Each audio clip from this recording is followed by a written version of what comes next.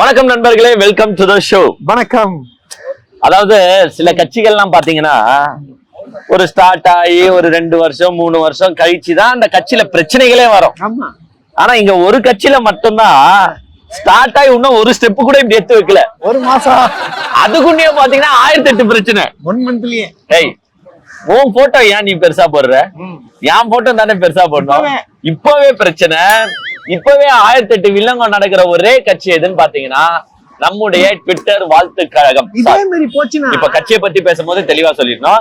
நம்மளுடைய தமிழக வெற்றி கழகம். உங்களுக்கு ஒரு ஆடியோ வந்து இப்போ சமீபத்துல ஜான் ஆரோக்கியசாமி. ஃபர்ஸ்ட் ஜான் ஆரோக்கியசாமி யாருன்றது தெரியாது, கட்சியில இருக்கிறவங்களுக்கே தெரியாது. மிஸ்டர் டிவிகே ஃபேன்ஸ், ஜான் ஆரோக்கியசாமின்றவர் யாருன்னு பாத்தீங்கன்னா ஒரு மினி ஐபேக் மாதிரி. எப்படி வந்து ஐபேக்னா வந்து ஆமா அரசியல் ஆலோசகர். ஐபேக் வந்து நம்ம பிரசாந்த் கிஷோர் இருக்காரு, அவர் வந்து ஒரு பீகார் மாநிலத்தை சார்ந்தவர். அதே மாதிரி பாத்தீங்கன்னா ஐபேக் கூடயே இருந்தவர் தான் இந்த சுனில்னு ஒரு டீம் இருக்கு, அவர் வந்து கர்நாடகா மாநிலத்தை சார்ந்தவர். சுனில் வந்து போன வருஷம் ஏடிஎம்கேக்கு வேலை செஞ்சாங்க, ஐபேக் வந்து நம்ம டிஎம்கேக்கு வேலை செஞ்சிச்சு. இந்த ஜான் ஆரோக்கியசாமி யாருன்னு பாத்தீங்கன்னா அவங்கள மாதிரி இவரும் வந்து ஒரு அரசியல் ஆலோசகர், ஒரு தேர்தல் வியூகம் அப்படியே அமைக்கிறவர். இவங்கெல்லாம் வியூகம் அமைச்சுதான் இவங்கெல்லாம் வெற்றி பெறுறாங்க.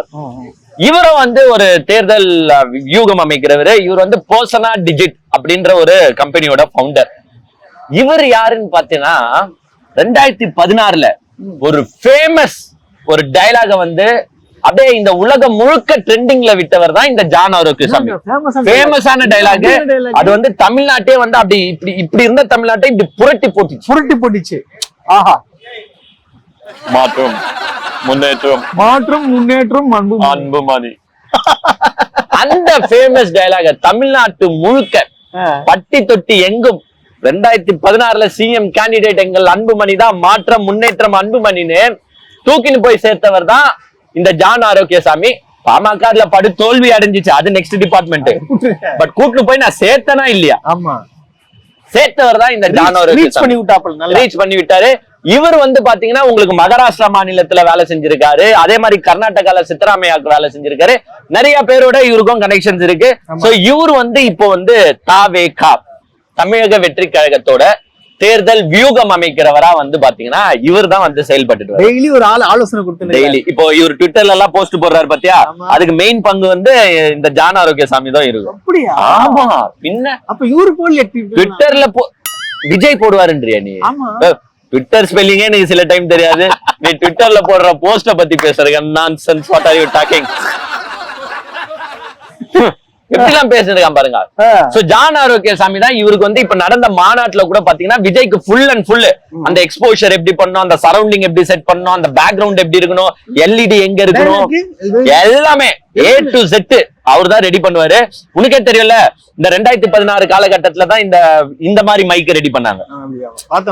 அன்புமணி வந்து இப்படியே பேசின்னு கேமரா இங்க இருக்குதா, இப்படியே பேசின்னு திடீர்னு இப்படியும் போயிடுவாரு அன்புமணி. அந்த மாதிரி என்னன்னு பாத்தீங்கன்னா ஒரு புது டெக்னிக்க செட் பண்ணவர் தான் இந்த ஜான் ஆரோக்கியசாமி. இவர் தான் வந்து மாநாட்டிலயும் விஜய்க்கு பிளான் போட்டு கொடுத்தாரு. சார் ஒரே இடத்துல நின்னு பேசாதீங்க, திடீர்னு மைக் எடுத்து போகணும், திடீர்னு மைக் எடுத்து இப்படிலாம் வரணும், அவுட் ஆஃப் போக்கஸ்ல திடீர்னு மறக்கிற மாதிரி வந்து மைக்கு முன்னாடி நிக்கணும் சார்.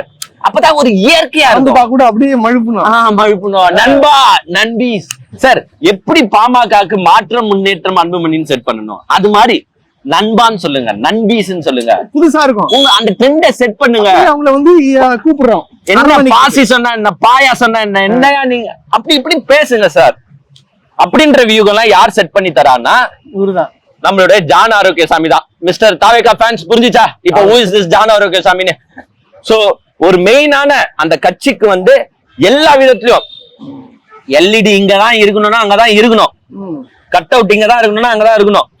அந்த மாதிரி ஃபுல் அண்ட் ஃபுல் ஒர்க் பண்றவங்க இவங்க டீம். இந்த ஜான் ஆரோக்கியசாமி அவர்களுக்கும் புஷி ஆனந்துக்கும் ஒரு மிக பெரிய பிரச்சனை போயிட்டு இருக்கான். துணை முதலமைச்சரே தேவையில்லைன்ற நானு அப்படின்ட்டு ஜான் ஆரோக்கியசாமி சொல்றாப்ல. அவரு என்ன சொல்றாருன்னா, who is the face of this party? யாரு? விஜய் தான். விஜய் தானே? ஆமா. இப்போ விஜய் போட்டோவை போடாம நீங்க என்ன புஷி ஆனந்த் போட்டோவை போட்டு ஃபங்க்ஷன் பண்ணுங்க. நானும் பாக்குறேன்ப்பா. ஆனவனா புஷி ஆனந்த் போட்டோ தான் எல்லாத்துலயும் இருக்குது. கரெக்ட் क्वेश्चन தானே? கரெக்ட். இவருக்கே புரிய வச்சு இங்க பாருங்க, அவர்தான் ஃபேஸ். நீங்க ஓவர் டாமினேட் பசங்க பண்றாங்க அப்படின்னா நீங்க கரெக்ட் பண்ணணும். தப்பு. ஜான் ஆரோக்கியசாமிக்கு நாங்கள் எங்களுடைய முழு ஆதரவை தெரிவித்துக் கொள்வோம். யார் அந்த பார்ட்டியோட ஃபேஸ்? விஜய் தான். ஆனா விஜய பத்தி பேசுறாங்களோ இல்லையோ புஷி ஆனந்த பத்தி தானே எல்லாம் பேசிட்டு இருக்காங்க. நீ வேற புஷி ஆனந்த் விஜய் சொல்றதே கேட்க மாட்டாருங்க. கேட்க மாட்டாரா? அத இவரு இந்த ஆடியோலயே சொல்லிருக்காரு. எது விஜய் சார் கிட்ட போய் சொன்னாலும் இவர் போய் புஷி ஆனந்த் கிட்ட சொல்லிடுறாரு. அதுக்கு நான் நேரடியா போய் புஷி ஆனந்த் கிட்டே சொல்லிடுவேனே. சார் எப்படின்னா விஜய் சார் எது சொன்னாலும் அவர்கிட்ட சொல்லிடுறாரு. எது சொன்னாலும் டியூரிங் த டே இல்ல நைட்ல அவர்கிட்ட இருந்து எப்படி வாங்கணும்னு ஃபார்முலா கண்டுபிடிச்சு வச்சு நைட் டைம்ல ஏதோ பார்ட்டி விஷயங்கள் பேசும்போது பேசுற மாதிரி. விஜய் ஆனந்த் பெரிய தலைவர் ஆகுது. அதுதான் சொல்றாங்களே, சில வீடியோ எல்லாம் புஷி ஆனந்த் கிட்ட இருக்குதா சொல்றாங்க. மர்மமான வீடியோல வச்சிருக்காப்ல. நம்மளுக்கு எவ்வளவு உண்மைன்னு தெரியாது. அதனாலதான் புஷி ஆனந்துக்கு அடிமையா விஜய் இருக்காரா. சோ வந்து அந்த கதையா அந்த ஃபேஸே மாறுற மாதிரி ஒரு இப்போ டிஎம்கேல எப்படி ஸ்டாலின்னா ஸ்டாலினோட ஃபேஸ தான் முன்னிறுத்துவாங்க, உதயநிதி ஸ்டாலினை முன்னிறுத்துவாங்க. ஏடிஎம்கேல வந்து ஜெயலலிதானா ஜெயலலிதா ஃபேஸ தான் முன்னிறுத்துவாங்க. அதுக்கு பதிலா சசிகலா வச்சா முன்னேறுமா அந்த கட்சி? எடப்பாடியை வச்சா முன்னேறுமா அந்த கட்சி? அப்படின்றது வந்து டீடைலா ஒரு டெலிபோனிக் கன்வர்சேஷன் யாரோட பேசியிருக்காருன்னு பாத்தீங்கன்னா தாவேகாவோட ஒரு நிர்வாகி கிட்ட பேசிருக்காரு. அவரோட மன வருத்தத்தை கொட்டிருக்காரு. ஏன்னா கஷ்டப்படுறாருல. கட்சியில் கூட விட மாட்டாங்க. ஓட்டு யாருக்கு? ஜெயலலிதாவுக்கு தான் ஓட்டு, கருணாநிதிக்கு ஓட்டு, அண்ணாக்கு ஓட்டு, ஸ்டாலினுக்கு ஓட்டு, உதயநிதிக்கு ஓட்டு. சென்ட்ரல் ஃபோர்ஸ் யாரு? சென்ட்ரல் ஃபேஸ் யாரு? அவங்க நியூட்ரலானவங்களா இருக்கும். ஏன் எடப்பாடி ஃபிசில் அவுட் ஆகி காலி ஆகுறாரு? எடப்பாடி சென்ட்ரல் ஃபேஸ் எடுபடாது, ஓபிஎஸ் எடுபடாது, சசிகலா எடுபடாது, அன்புமணி எடுபடாது. இவ்வளவு வியூகம் நான் அமைச்சு தரேன், ஆனா நீங்க வந்து இதுல போய் இப்படி கன்றாவியை ஏற்படுத்துறீங்களே என்று அவருக்கு ஒரு மன கஷ்டம் போல. ஆனா பொசுகுன்னு மனுஷன் போற போக்குல என்ன சொல்லிட்டாருன்னா, இப்படி எல்லாம் நீங்க பண்ணிட்டு இருந்தீங்கன்னா 2% ஓட்டு கூட நீங்க எடுக்க முடியாது. இது கோமாளி கூட்டம் எல்லாம் உள்ள வந்து போட்டு இருந்தா எப்படி? தப்பு சார் அது. இல்ல அது பெரிய தப்பு. இது 2% கூட தேராது இப்படி போச்சுன்னா. பொசிஷனிங் வந்து சிஎம் ஃபேஸ் பொசிஷனிங் வந்து டைலூட் ஆக கூடாது. 2 ரூபாய் சங்கி மாதிரி 2% ஓட்ட தாண்டுறதே நீங்க கஷ்டம். ஏன்பா அப்ப சிஎம் ஆக மாட்டோம் 2026ல? டேய் நான் 2% பத்தி பேசுறேன், நீ சிஎம் கவுன்சிலர் ஆவாரா பாடுறான். கவுன்சிலர் கூட 2% ஓட்டு. இதுல வேற நான் கார்ல வேற வண்டி நம்பர் சிஎம் போட்டு சுத்திட்டேன்டா. பாவம்பா என்னப்பா இது. சோ மிகப்பெரிய பிரச்சனை வந்து போயிட்டு இருக்கு ஜான் ஆரோக்கியசாமிக்கும் புஷி ஆனந்துக்கும். அது எனக்கு தெரிஞ்சு மாநாட்டுக்கு முன்னாடி ரிலீஸ் ஆன ஆடியோ நினைக்கிறேன். அது இப்பதான் வெளியில வந்திருக்கு. இந்த புகைச்சல் எல்லாம் சும்மா நிக்காது, இது வந்து அப்படியே புகைஞ்சிட்டே இருக்கும். இப்ப வந்து என்னன்னா அவர் சொல்ற கருத்துப்படி பாத்தீங்கன்னா விஜய் வந்து விஜயோட பேச்ச புஷி ஆனந்தே கேட்க மாட்டாரு. புஷி ஆனந்த் அவரு பாட்டு செயல்பட்டு இருக்காரு. கேட்டா நான் ஒரு எம்எல்ஏ, முன்னாள் எம்எல்ஏன்னு சொல்றாரு. ஆனா உடனே அதான் சொல்றது, நான் ஒரு எம்எல்ஏ, எல்லாம் பழக்கப்பட்ட. அந்த எம்எல்ஏக்கு எவ்வளவு ஓட்டு பாண்டிச்சேரியில? 800 ஓட்டு. ஏப்பா எங்க ஏமாட்டுல கிட்டத்தட்ட வந்து 23,000 ஓட்டுப்பா. இங்க வந்து ஒரு கவுன்சிலரோட ஓட்டு கூட கிடையாது அங்க பாண்டிச்சேரியில எம்எல்ஏக்கு நிக்கணும்னா. அங்க ஜெயிச்சுட்டு அவரு ஜான் ஆரோக்கியசாமியே கேக்குறாரு, இவருக்கும் தமிழ்நாட்டுக்கும் என்னங்க சம்பந்தம்? அதான் கேக்குறேன், இதுக்கு என்ன தெரியும்? என்ன தெரியும்ட்டு இவரை ஃபேஸா ப்ரொஜெக்ட் பண்றீங்க. அதே மாதிரி கட்சியோட மானத்தை எடுக்கிறாரு புஷி ஆனந்த் சில இடத்துல. உங்களுக்கு என்ன இருக்கும்டா லைட்டா வச்சு காரி துப்புறாங்க எல்லாருமே. ஏன்னா புஷி ஆனந்த் வந்து இப்ப கட்சியோட ஃபேஸா மாறுறதுனால புஷி ஆனந்த் என்ன தப்பு பண்ணாலுமே அது கட்சி பண்ண தப்பா மாறிது இல்ல. உதாரணத்துக்கு ஒண்ணும் இல்ல, அந்த ஸ்கூல் ஸ்டூடெண்ட்ஸ கூப்பிட்டு கிஃப்ட் கொடுத்தாங்கல்ல, அப்ப ஸ்டூடெண்ட்ஸ் எல்லாம் கால்ல விழுறாங்க, பேரண்ட்ஸும் கால்ல விழுறாங்க. அத ஒரு அப்ஜெக்ஷன் பண்ணல இவரு புஷி ஆனந்த். அது அப்போதைக்கு நெட்ல வந்து ஆன்லைன்ல ட்ரெண்டிங்கா போச்சு, என்னையா இப்படி எல்லாம் பண்ணிருக்கீங்க. இது யார் பண்ண மாதிரி ஆயிடும்? விஜய் பண்ண மாதிரி தானே ஆயிடும். இதுக்கப்புறம் உன்னன் பண்ணாங்க திரும்ப தெரியாது. விஜயகாந்த் நினைவு நாள்ல போயிட்டு அவனும் ஒருத்தன் விஜய் சார் வரலையான்னு கேட்டு, நீ விஜய் ஒரு பேர் சொல்லுவ, தலைவர் தளபதி பேர் எப்படி சொல்லுவ? இதுல வேற விஜய்ன்ற பேரை சொல்லக்கூடாது, தளபதி பெயர் கொண்ட தலைவர். அது என்னங்க விஜயகாந்த் நினைவு நாள்ல போயிட்டு சொன்ன நீ போறது அங்கயா, நீ கத்தின்னு இருக்க இங்க வந்து. சோ இது மாதிரி வந்து புஷி ஆனந்த் வந்து கம்ப்ளீட்டா வந்து கட்சியை வந்து ஆக்கியூபை பண்ண பாக்குறாரு ஒண்ணு. பிளஸ் கட்சிக்கு வந்து சில அவப்பெயர்கள் இவர் மூலியமா வந்தது, அது வந்து விஜய்க்கு பெரிய செட்பேக் ஆகுது, டிராபேக் ஆகுது. சோ புஷி ஆனந்தா கொஞ்சம் தட்டி வைங்கன்னு சொன்னா இந்த மனுஷன் கேக்குற மாதிரி இல்ல. நீ சொல்றத பார்த்தா கண்டிப்பா ஏதோ ஒரு முக்கியமான ஒரு மேட்டர் போன்ல இருக்கு. கண்டிப்பா இருக்கு. இதுல என்ன பிரச்சனை இப்போ மொத்தமா பார்த்தனா, இப்ப நிர்வாகி போடாம வச்சுன்னு இருக்கிறதே இந்த பிரச்சனையாலயா? ஆமா, ஏன்னா சண்டை போட்டுக்கிறாங்க. ஏன்னா வந்து புஷி ஆனந்த் அவருடைய ஆதரவாளர்களுக்கு தரணும்னு, விஜய் வந்து விஜய்க்கும் தெரிஞ்சவங்க சில பேர் மாவட்டத்துல இருப்பாங்கல்ல அவங்களுக்கு தரணும்னு, இவரு போட மாட்டாரு. மன்ற நிர்வாகிகளை போடுங்க, புதுசா இருக்கிறவங்களை போடாதீங்க, அப்படி போடாதீங்க, இப்படி போடாதீங்கன்னு நிர்வாகி போடுறதுலயே அங்க வந்து 1008 700. ஏய், மாநாடு முடிஞ்ச ஒரு 3-4 மாசம் ஆயிடுச்சுல்ல, நீங்க நிர்வாகி போடலையா இன்னும்? அடுத்த வருஷம் எலெக்ஷனு. ஆனா இப்ப எல்லாரும் போட்டு சுத்துறானுங்க. சில இடத்துல தான் மாவட்ட தலைவர் போட்டிருக்காங்க, மத்த இடத்துல எல்லாம் இந்த மக்கள் இயக்கம் இருக்கு பாரு, தளபதி மக்கள் இயக்கம், அதுல யார் இருந்தாங்களோ அவங்கதான் தலைவரா செயல்பட்டு இருக்காங்களே தவிர்த்து இவங்க முழுசாலாம் போட்டு முடிக்கல.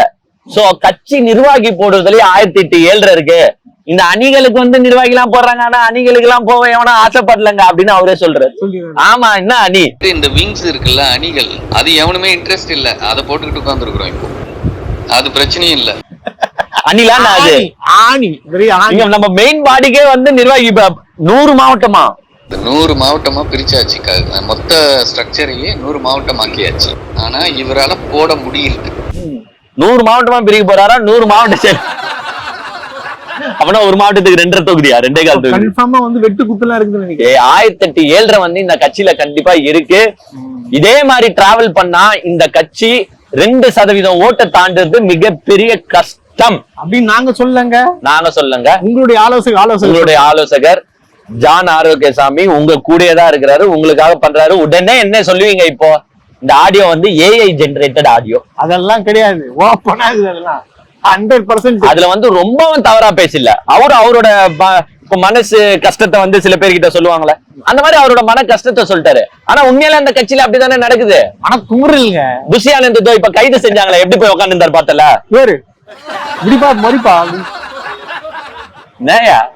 சினிமா ஷூட்டிங்ல விஜய் கூட எப்படி நடிக்க மாட்டாருயா? விஜய் கூட செம்ம ஆக்டிங் பண்றாரு அவரு, செம்ம ஆக்டிங். நான் எனக்கு தெரிஞ்சு இந்த 69 படமா அதுல விஜய் தூக்கி ஓரம் உட்கார வச்சுட்டு புஷி ஆனந்த் நடிக்க வைக்கலாம் போல. முக்கியமான கேரக்டர்ல வரா போலியாம்பா, இது வர பேச்சு வருது சொல்லுது. அப்புறமா இங்க பாரு போன போட்டு, டேய் அண்ணனை அரெஸ்ட் பண்ணிட்டாங்க, அண்ணனை கைது செய்யணும், வந்து போராட்டம் பண்ணுங்க, இல்லன்னா அண்ணனுக்கு அசிங்கமாயிடும்டா, விடுதலை செய்யணும், இதெல்லாம் வளரைட்டேன்டா, விடுதலை செய்யணும் போடுங்கடா அப்படின்னு அங்க ஒரு கும்பல் போராடும். அது யாருன்னா புஷி ஆனந்துக்கு ஃபேமஸான டீம், ஒரு டீம். இப்படிதான் வந்து ஃபுல்லாவே விஜய் எப்படி சினிமா ஷூட்டிங்ல நடிச்சுன்னு இருக்காரோ அந்த மாதிரி அதே மாதிரி இந்த அரசியல்ல இங்க வந்து ஒரு ஷூட்டிங் தான் போயிட்டு இருக்கு. இப்ப கூட நீங்க சமீபத்துல பாக்கலாம், காரைக்கால்ல ஒரு அட்வொகேட் டீம் அப்படியே வந்து நாங்க இந்த கட்சியில இருந்து விலகுறோம். அது காரணம் யாரு? இவர்தான், புஷி ஆனந்த் தான்.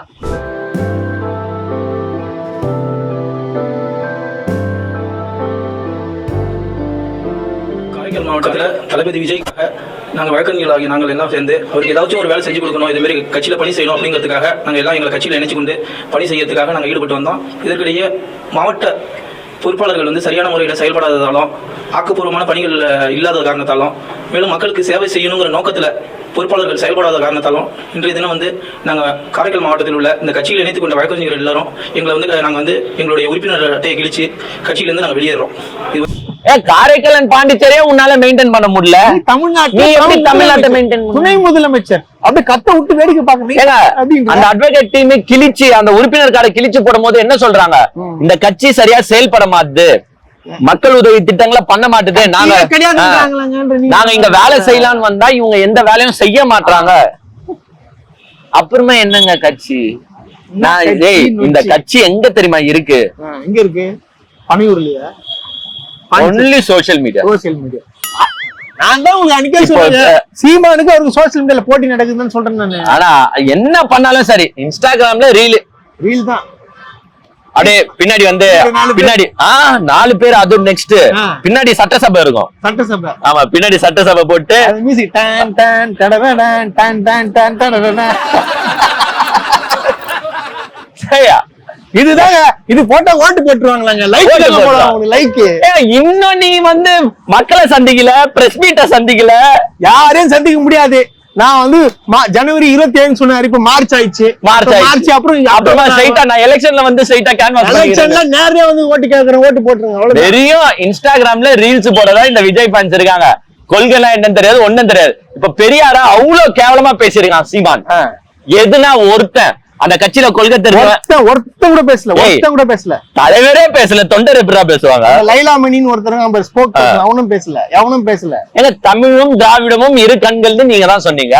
திராவிடத்தின் மெயின் தலைவர் பெரியாரு, அவரை இவ்வளவு கொச்சையா பேசிருக்கானுங்க. எங்க போனீங்க? ஆர்டர் வரலங்க, மேல இந்த உத்தரவு வரல, இந்த மாதிரி சொல்லு பேசுப்பான்னு. ஏன்னா இவங்க 4 பேரும் ஒண்ணுதான், எல்லாம் ஒரே டீம். இப்போ அப்ப கூட என்ன போராட்டம் பண்ணுவீங்க? ட்விட்டர்ல போஸ்ட் போடுவீங்க. வேற என்ன உங்களால பண்ண முடியும்? ஒண்ணுமே பண்ண முடியாது, எதுவுமே பண்ண முடியாது.